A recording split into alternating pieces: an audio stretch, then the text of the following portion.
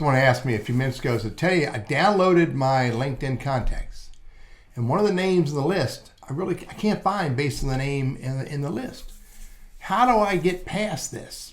And so I have a few ideas that I might want to share with you. So here's a list of the people I've downloaded. I'm hiding lots of data because I'm not allowed to show contact information in video. But here's a lady named Renee. All right, her first name is Renee. Now, if you notice, it's Ren and then an A with a tilde over it and then a copyright symbol and an E. So when I copy that, let me just copy that straight from there. And I go to LinkedIn, I want to find this person. I type that in there and search and I hit enter. I get all kinds of stuff, but I don't find the Renee I'm looking for because it can't find that exact set of characters. So I'm guessing it's Renee with some type of accent mark or whatever, and when LinkedIn downloaded it, that's how it converted.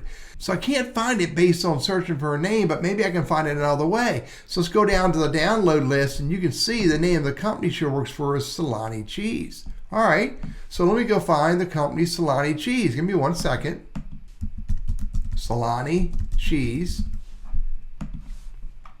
And I'll go to people. I'm gonna go to the company, right? Let's go to the company. Now, from the company page, I have two choices.